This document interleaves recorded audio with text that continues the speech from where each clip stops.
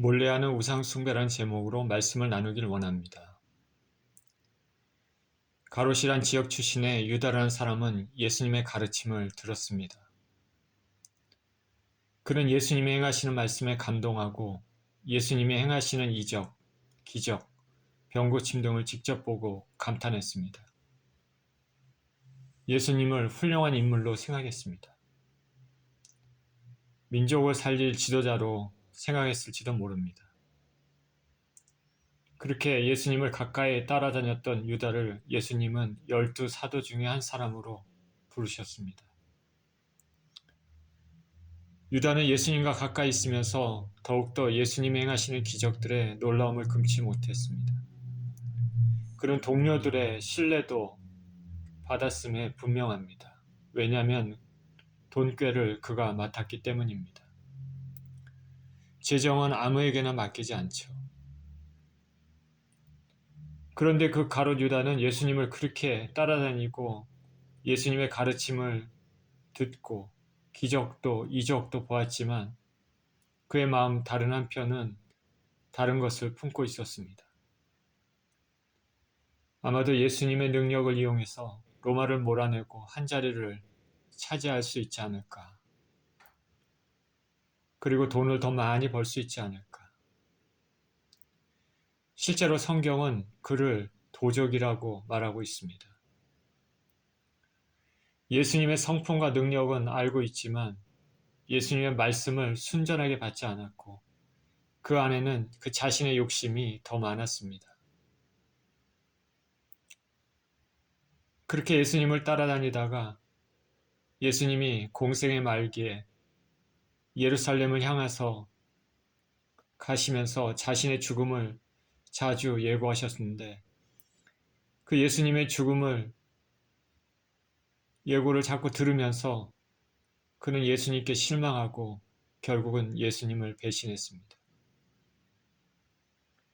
예수님의 12제자로 사도로 선택을 받았다면 당연히 예수님을 사랑하고 그 가르침에 진정으로 따르는 사람들로 생각되겠지만 유다는 그 은밀한 심령이 사단의 마음을 가진 자였습니다. 오늘 본문은 그 오래전에 유대의 말년, 유다 왕국의 말년에 이스라엘 백성들의 신앙의 형태를 보여줍니다. 하나님을 섬기는 거룩한 성전에서 우상을 숭배하는 의식을 행하고 있습니다. 하나님께 택함받은 거룩한 백성들이 하나님을 버리고 우상을 섬기는 것입니다. 본문을 통해 주님이 우리에게 주시는 메시지가 무엇인지 살펴보겠습니다. 에스겔서 8장 1절입니다. 여섯째 해, 여섯째 달 초닷새 나는 집에 앉았고 유다의 장로들은 내 앞에 앉아 있는데 주 여호와의 권능이 거기에서 내게 내리기로 내가 보니 불같은 형상이 있더라. 그 허리 아래의 모양은 불같고 허리 위에는 광채가 나서 단쇠 같은데 그가 손 같은 것을 펴서 내 머리털 한 모숨을 잡으며 주의 영이 나를 들어 천지 사이로 올리시고 하나님의 환상 가운데 나를 이끌어 예루살렘으로 가서 안뜰로 들어가는 북향한 문에 이르시니 거기에는 질투의 우상, 곧 질투를 일으키게 하는 우상의 자리가 있는 곳이라. 이스라엘 하나님의 영광이 거기에 있는데 내가 들에서 본 모습과 같더라. 에스겔 선지자가 환상을 본 시점과 장소입니다. 때는 여섯째 해, 여섯째 달 초닷새입니다. 이는 에스겔이 여호야긴 왕과 유다의 주요 인물들과 함께 바벨론의 포로로 잡혀오던 때를 기준으로 해서 6년, 6개월 정도 지난 때입니다. 이때는 하나님께서 에스겔에게 처음 이상을 계시한 후에 14개월 후의 일입니다. 바벨론의 예루살렘 2차 침공 이후 6, 7년이 지난 후의 일입니다. 많은 유다인들이 포로민으로 이방 땅에 옮겨졌습니다. 고국인 유다는 아직 망하지 않았지만 나라 사정은 말이 아닙니다. 현재 장소는 이방 땅의 그발강가 에스겔의 집입니다. 에스겔은 포로민이었지만 집에 거주하고 있었습니다. 그의 집에 역시 포로로 잡혀왔던 유다의 장로들, 즉 유다의 지도자들이 찾아왔습니다. 이들이 왜 찾아왔을까? 본문은 말하고 있지 않지만 제사장 에스겔에게 하나님께서 주신 말씀이 있는지 물으려고 왔을 것으로 추측할 수 있습니다. 제사장 에스겔은 포로로 잡혀왔지만 그에게 임한 하나님 말씀으로 인해 사람들에게 잘 알려졌던 것 같습니다. 유다 장로들은 그에게서 무슨 말씀이 나오는가 기대하고 왔을 것입니다. 그들의 기대는 하나님께서 자신들을 회복시키시는 호의적인 메시지입니다. 그런데 뒤에 나오지만 하나님의 말씀은 정반대의 심판의 메시지였습니다. 에스겔과 유다 장로들이 모여있는 상황에서 하나님의 권능이 에스겔에게 임했습니다. 에스겔이 환상 중에 하나님 형상을 보았습니다. 그가 본 하나님의 형상은 불 같습니다. 허리 아래는 불 같고 허리 위에는 광채가 나는 불에 달궈진 쇠 같습니다. 감히 범접하지 못하는 모습입니다. 자, 이 모습은 심판하시는 하나님의 모습이라 할 수 있습니다. 14개월 전에 처음으로 보았던 그 하나님의 형상, 그것과 동일합니다. 이 환상 중에 하나님은 에스겔의 영을 바벨론에서 예루살렘의 성전 안뜰로 들어가는 북향한 문으로 옮겼습니다. 거룩한 예루살렘 성전입니다. 그런데 그 성전에는 거룩과는 완전히 반대의 질투의 우상이 자리 잡고 있었습니다. 학자들은 이 우상을 아세라 우상이라고 생각합니다. 악한 왕 므낫세가 이를 성전에 세웠는데 또 하나님을 경외하는 왕 요시야 왕이 그것을 허물어 버렸습니다. 그런데 그 이후에 다시 타락한 백성들과 왕이 다시 세워두고 섬긴 것으로 보입니다. 에스겔 당시에 유다에는 시드기야 왕이 다스리고 있었는데 그 시드기야 왕과 백성들의 우상 숭배가 어떠했는지 알 수 있습니다. 북방에서 침투하는 바벨론을 물리치기 위해 성전 북쪽문에 세워뒀는지 모르겠습니다. 우리는 알 수 없지만 하나님은 성경에 분명히 말씀하시기를 질투하시는 하나님이라고 하셨습니다. 하나님은 하나님께 돌아가야 할 영광을 다른 우상에게 돌아가는 것을 결코 묵과하지 않으십니다. 그런데도 여기 에스겔서에서는 이스라엘 백성들이 이런 형태로 우상을 섬기면서도 그런 것을 보시고 계신 하나님께서는 그럼에도 이스라엘 하나님의 영광이 거기 있다고 말하고 있습니다. 이스라엘의 하나님. 에스겔을 포함해 백성들이 바벨론의 포로로 있지만 유다 백성들이 죄악 가운데 아직도 그러고 있지만은 하나님은 여전히 그들과 언약한 하나님이시고 그들을 다스리시고 그들의 왕이 되심을 암시합니다. 하나님은 당신의 택하신 백성들을 절대 놓지 않으십니다. 끝까지 참으시고 돌이키기를 기다리시는 하나님이십니다. 5절입니다. 그가 내게 이르시되 인자야 이제 너는 눈을 들어 북쪽을 바라보라 하시기로 내가 눈을 들어 북쪽을 바라보니 제단문 어기 북쪽에 그 질투의 우상이 있더라. 그가 또 내게 이르시되 인자야 이스라엘 족속이 행하는 일을 보느냐 그들이 여기서 크게 가증한 일을 행하여 나로 내 성소를 멀리 떠나게 하느니라. 너는 다시 다른 큰 가증한 일을 보리라 하시더라. 하나님이 에스겔에게 말씀하십니다. 눈을 들어 북쪽을 바라보라. 에스겔이 보니 제단문 어기 북쪽에 질투의 우상이 세워져 있습니다.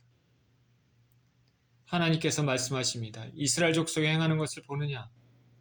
이렇게 가증한 일을 행해서 나로 내 성소를 멀리 떠나게 하느니라.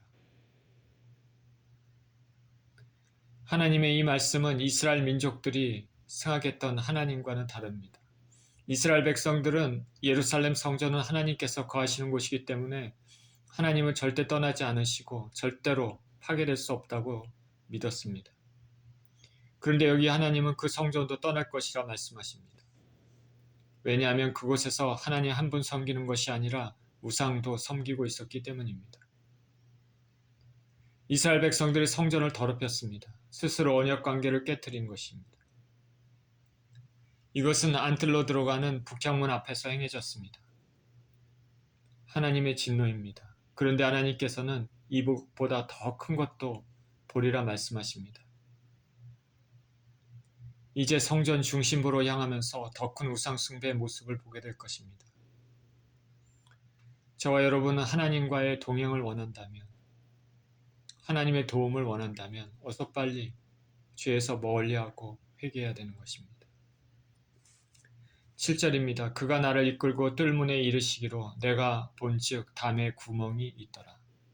그가 내게 이르시되 인자야 너는 이 담을 헐라 하시기로 내가 그 담을 허니 한 문이 있더라. 또 내게 이르시되 들어가서 그들이 거기에 행하는 가증하고 악한 일을 보라 하시기로. 하나님께서 에스겔을 이끌고 뜰문에 이르렀습니다. 예루살렘 성전은 일반 백성들이 들어갈 수 있는 바깥뜰, 그리고 제사장들이 섬기는 안뜰이 있습니다. 이 뜰 사이에는 담벽이 있습니다. 그래서 백성들이 안을 들여다볼 수 없게 했습니다. 질투의 우상은 바깥뜰에 있었는데 이제 에스겔은 안뜰로 들어가는 입구에 이르렀습니다. 더욱 은밀한 장소로 이끌려가고 있습니다. 담이 있었습니다. 자세히 보니 담에 구멍이 나 있습니다. 왜 담에 구멍이 나 있을까? 백성들이 안에서 행해지는 일들을 보기 위해 뚫어놓았는지 모르겠습니다. 하나님께서는 담을 헐라 말씀하십니다. 성전의 담을 헐라. 성전 담을 헐라고 말씀하시는 거 보면 하나님은 이미 성전이 더럽혀진 것으로 간주하고 있음을 알 수 있습니다. 에스겔이 담을 허니까 문이 보입니다. 그 문에 들어가 무슨 가증하고 악한 일에 행해지고 있는지 보라고 하나님은 말씀하십니다. 문 안쪽에서 무슨 일이 벌어지고 있습니까?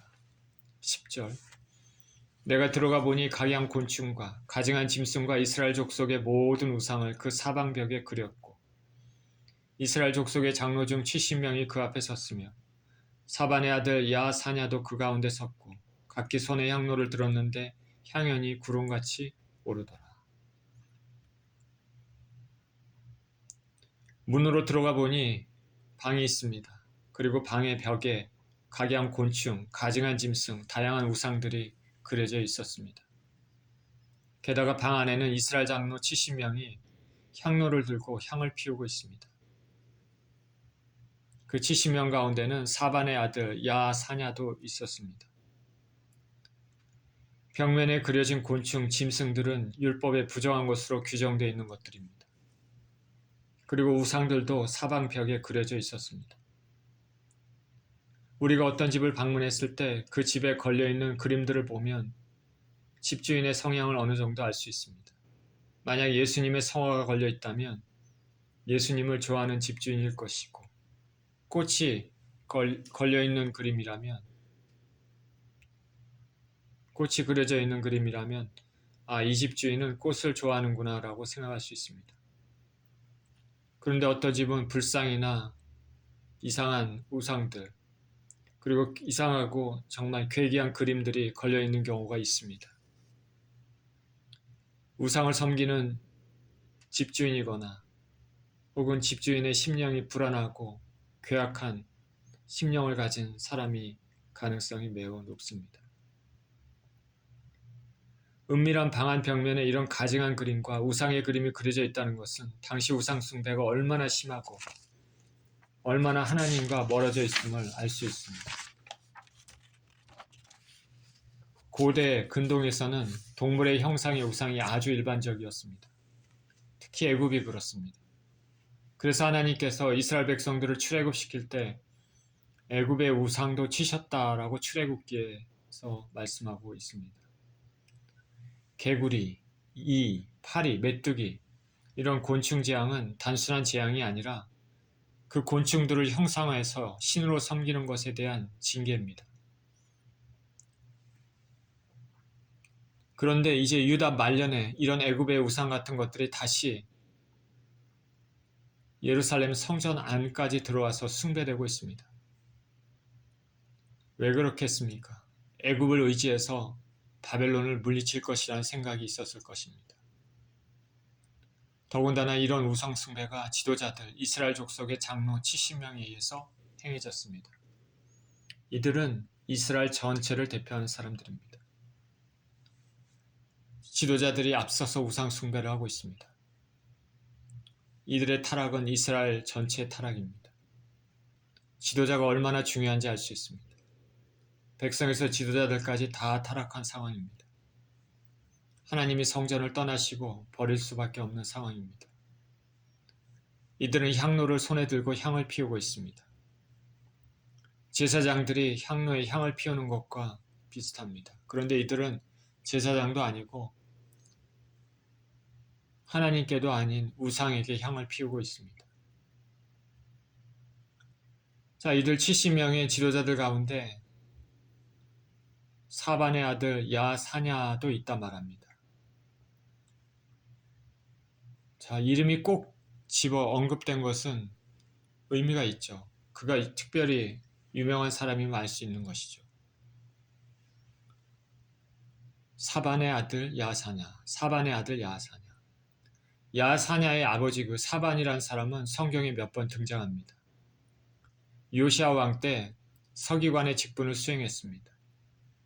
대제사장 hil기야와 함께 종교개혁을 도운 경건한 사람입니다. 그의 아들이 몇 명이 있는데 그의 아들도 유명하죠.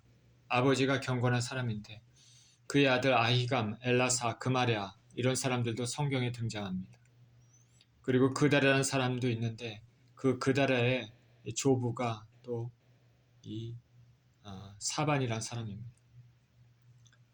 사반의 아들 아히감은 위험을 무릅쓰고 위기에 처한 예레미야 선지자를 보호해 주었습니다. 엘라사는 시드기야 왕에게 중용돼서 바벨론까지 사신을 다녀온 인물입니다.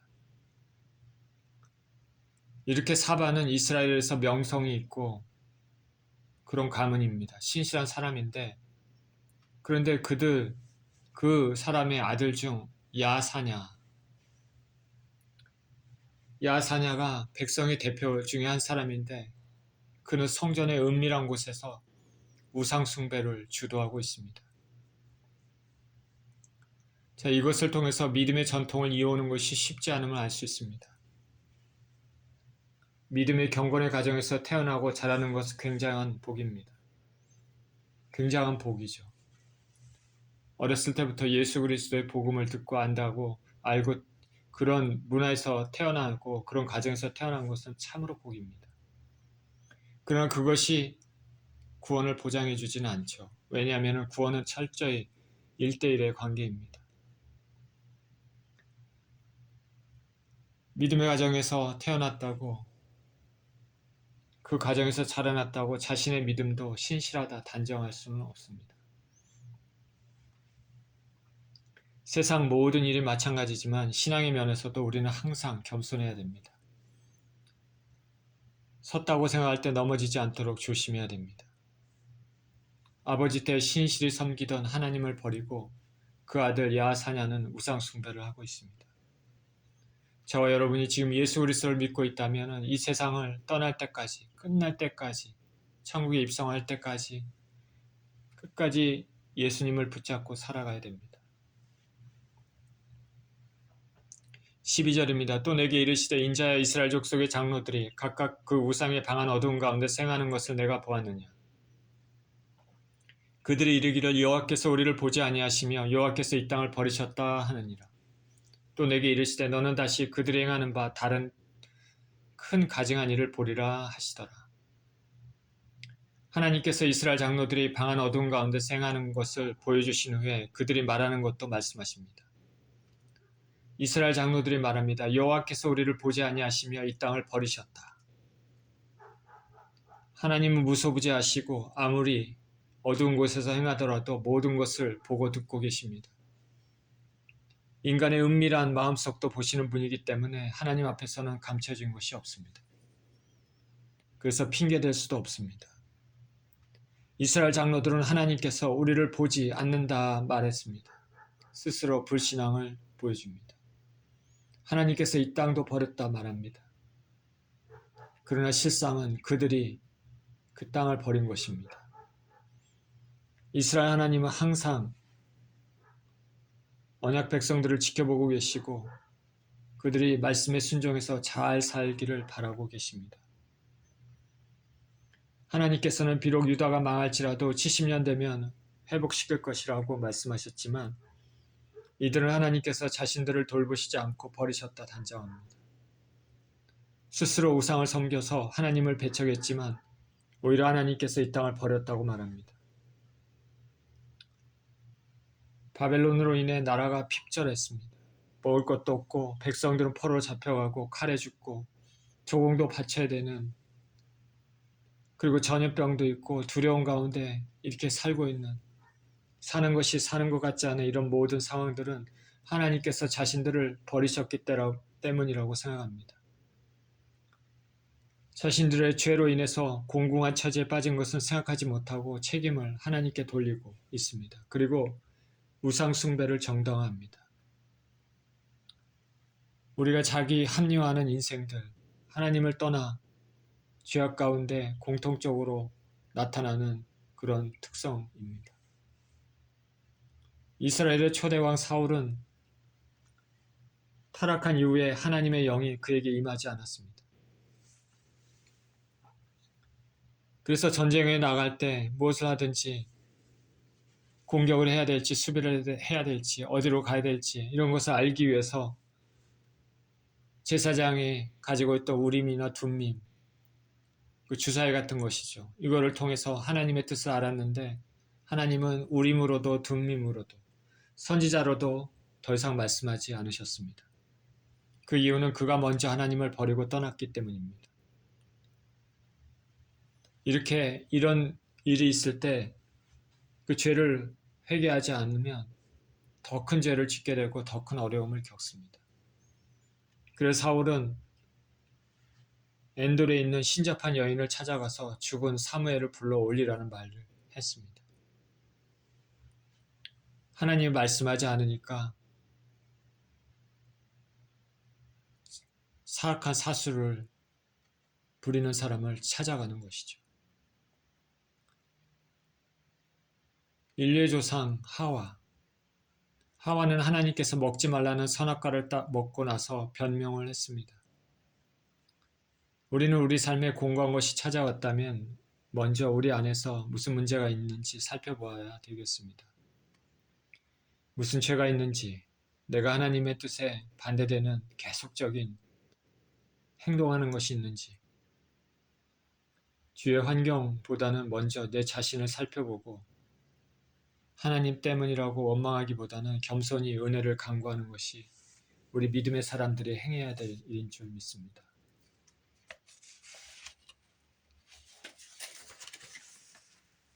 자, 이렇게 백성의 지도자들까지 우상 숭배를 하고 하나님을 떠나 살았습니다. 지금까지의 모습도 온전치 못한데 이것이 끝이 아닙니다. 하나님께서는 다른 더 큰 가증한 일을 보여주시겠다고 말씀하고 계십니다. 14절입니다. 그가 또 나를 데리고 여호와의 전으로 들어가는 북문에 이르시기로 보니 거기에 여인들이 앉아 단무스를 위하여 애곡하더라. 그가 또 내게 이르시되 인자야 내가 그것을 보았느냐 너는 또 이보다 더 큰 가증한 일을 보리라 하시더라. 하나님께서 에스겔을 성전으로 들어가는 북문으로 이끄셨습니다. 거기에는 여인들이 우상 단무스를 위해서 애곡하고 있었습니다. 단무스는 고대 바벨론이나 베니게 등지에서 봄에 식물을 저장하고 결식케 하는 우상으로 숭배되어 왔습니다. 뜨거운 여름이 되면 식물들이 타고 시들어 죽게 될 때 이 단무스가 죽어서 지하세계에 들어간 것으로 믿었습니다. 그리고 나중에 풍요의 여신으로 알려진 이시타르에 의해서 몸이 지상으로 이끌어져서 만물을 다시 소생케 하고 결실하게 한다고 고대 사람들은 믿었습니다. 그래서 단무스가 죽은 계절에는 이 죽음을 애도하는 종교의식이 행해졌습니다. 그런데 슬프게도 이런 이방 종교, 우상 숭배가 이스라엘에게로 들어왔습니다. 여인들이 단무스를 위해서 애곡하는 이유 무엇입니까? 다분히 봄에 만물이 소생하고 풍요롭게 되는 것처럼 자신들의 삶이 풍요롭고 풍성하게 되기를 바라는 뜻입니다. 물질적인 축복을 바라는 것이죠. 고대 이방 종교 대부분이 이런 목적에 초점이 맞춰져 있습니다. 풍요하고 자식을 많이 낳는 타산. 그런데 현대에도 여러 종교들, 미신들이 이런 기복신앙을 숭배합니다. 하나님과의 관계에서 인생을 돌아보고 영혼을 바라보고 거룩을 추구하는 그런 것이 아니라 물질적인 풍요에 초점을 맞추는 경우가 아주 많습니다. 여러분 솔직하게 많은 사람들이 하는 종교 생활을 보십시오. 많은 사람들이 이런 형태의 신앙생활을 합니다. 자기가 믿는 신이 자신에게 세상의 성공과 물질의 풍요와 세상의 안락을, 명예를, 힘을 가져다 주기를 간절히 원합니다. 그렇게 되지 않으면 실망하고 떠나죠. 심지어 우상을 만들어 놓고 축복하지 않으며 우상을 때리는 경우도 있습니다. 예수님을 믿는 교회에서도 이런 일이 자주 일어납니다. 오늘날 교회에서 행해지는 예배, 기도, 그리고 교인들이 서로 나누는 그 대화를 자세히 보십시오. 내가 하나님의 뜻을 헤아리고 거룩하게 살지 못했다, 순종하며 살지 못했다, 그런 대화가 많은지, 그런 기도가 많은지, 아니면 자신의 욕구, 자신의 문제를 채우기 위한 기도가 많은지, 현재 축복에 초점을 맞추는 기도가 많은지, 영원한 삶에 초점을 맞추는 기도가 많은지. 유다가 망하는 시기, 각종 우상 숭배가 난무하고 있었습니다. 여인들은 자신들의 죄를 회개하는 눈물을 흘렸어야 되지만은 오히려 단무스가 죽었다고 눈물을 흘립니다. 하나님께서 이러한 가증한 일들을 보여주셨는데 지금까지도 참 하나님 보시기에 참 가증했지만은 이것이 근데 끝이 아닙니다. 더한 것이 있었습니다. 16절입니다. 그가 또 나를 데리고 여호와의 성전 안뜰에 들어가시니라. 보라, 여호와의 성전문 곧 제단과 현관과 제단 사이에서 약 25명이 여호와의 성전을 등지고 낯을 동쪽으로 향하여 동쪽 태양에게 예배하더라. 하나님께서는 이제는 더 깊은 곳 성전 안뜰로 에스겔을 데려가셨습니다. 성전의 문 곧 현관과 제단 사이입니다. 여기에는 약 25명이 여호와의 성전을 등지고 얼굴을 동쪽으로 향해 태양에게 예배하고 있습니다. 25명, 얼굴을 성전 쪽이 아니라 반대쪽, 태양을 보고 예배합니다. 현관과 제단 사이는 번제단과 성소 사이의 공간입니다. 제사장들이 백성들의 죄를 위하여 하나님께 간구하는 중보기도 같은 특별한 일을 행하는 장소입니다. 그런데 여기서조차도 우상 숭배를 하고 있습니다. 백성들이 우상 숭배를 해도 제사장들은 백성들을 깨우치고 하나님을 온전히 섬기도록 해야 되는 사람들입니다. 특별히 하나님께 택한 바는 거룩한 사람들입니다. 성결해야 될 사람들입니다. 그러나 여기서는 그런 제사장들이 우상 숭배를 하고 있습니다. 가장 거룩해야 될 제사장까지 타락하면 더 이상 타락할 것이 없습니다. 여기 25명이라고 했는데 학자들은 이 25명을 24반열에 든 제사장들 플러스 대제사장 한 사람을 포함해서 25명이라고 생각하고 있습니다. 성전을 향해서가 아니라 성전을 등지고 태양을 보고 경배하고 있습니다. 완전한 배도행입니다. 성전 북문 부근에서는 여인들이 단무스를 숭배하고 애곡하고 있고 성전 뜰문 안쪽 방 은밀한 곳에서는 백성의 지도자들 70명 장로들이 향로를 피우며 우상 숭배를 하고 있습니다. 그리고 성전의 안뜰에서는 종교 지도자들인 제사장들이 태양신을 섬기고 있습니다. 제사장들까지 이런 일을 하고 있다는 것은 유다 백성들의 신앙이 완전히 무너졌다는 것을 보여줍니다. 본문을 읽게 되면 우리가 흔히 말하는 혼합주의라는 것이 떠오릅니다. 하나님을 섬기는 성전 안에서 하나님께 제사를 드립니다. 동시에 우상에게도 제사를 드립니다.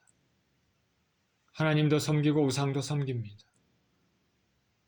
하나님도 섬기고 세상의 신도 섬기는 것이죠. 하나님도 섬기고 물질도 섬깁니다. 하나님도 섬기고 자기 자신도 섬깁니다. 더 구체적으로 자신의 욕망과 사욕을 섬깁니다. 하나님을 섬김과 동시에 세상의 즐거움, 세상의 명예, 세상의 권력, 세상의 부도 쫓으면서 삽니다. 심령에는 두 가지를 섬깁니다. 그러나 성경은 분명히 한 주인이 두 가지를 섬길 수 없다. 한 사람이 두 주인을 섬길 수 없다 말합니다. 예수님께서 말씀하셨습니다. 분노하신 하나님은 성전에 계실 수가 없으셨습니다. 유다가 결국에는 망하게 된 것은 군사력이나 경제력 이런 것 이전에 하나님에 대한 믿음이 무너졌기 때문입니다. 긴 세월 동안 그 보호하시고 베풀어 주신 하나님의 은혜, 하나님의 마음을 알지 못했습니다. 17절입니다. 또 내게 이르시되 인자야 내가 보았느냐? 유다 족속이 여기서 행한 가증한 일을 적다 하겠느냐? 그들이 그 땅을 폭행으로 채우고 또다시 내 노여움을 일으키며 심지어 나뭇가지를 그 코에 두었느니라. 그러므로 나도 분노로 갚아 불쌍히 여기지 아니하며 긍휼을 베풀지도 아니하리니 그들이 큰 소리로 내 귀에 부르짖을지라도 내가 듣지 아니하리라.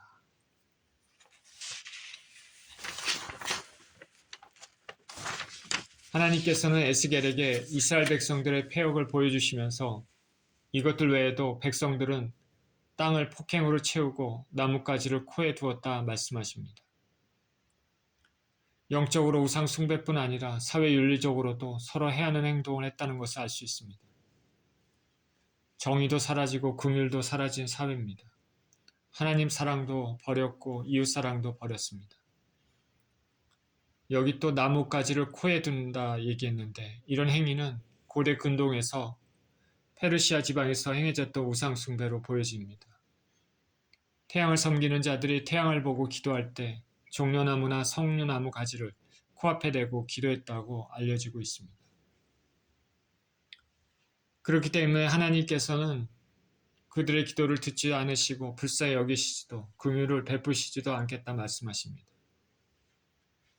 유다 백성들의 죄가 이미 도를 넘었음을 하나님 알고 계시고 이미 징계하기로 결정하셨음을 암시합니다. 자, 오늘 본문에서 특별히 주목해야 될 것은 이스라엘의 범죄가 행해진 곳이 다른 곳도 아닌 하나님 성전이었다는 것입니다. 그리고 일반 백성, 여자들, 국가의 지도자들, 거룩해야 될 종교 지도자들까지도 모두가 다 범죄에 가담하고 있습니다. 이들은 하나님을 섬긴다고 하면서 그 성전 안에서 은밀하게 때로는 대놓고 우상을 섬기고 있습니다. 또한 사회적으로도 서로 물고 뜯고 강포가 행해지고 있습니다. 오늘날 온갖 가증한 범죄는 세상에서만 일어나는 것이 아닙니다. 교회 공동체 내에서도 일어날 수 있음을 우리는 알아야 됩니다. 실제 그런 일들이 세상 뉴스에서 종종 듣습니다. 오늘 본문을 살펴보면서 우리 안에도 이런 죄가 없는지 돌아봐야 되겠습니다. 하나님을 섬긴다고 하면서 실상은 우상을 섬기고 있는 것은 없는지, 예수님께 기도하면서 실상은 우리 자신의 욕구를, 육신의 욕구를 채우려고 하는 것은 없는지, 우리 자신의 내면을 돌아보고 우리는 괜찮은지 점검해 보아야 되겠습니다. 항상 거룩함을 추구하는 삶을 사시는 저와 여러분 모두 되시기를 예수 그리스도 이름으로 축원드립니다.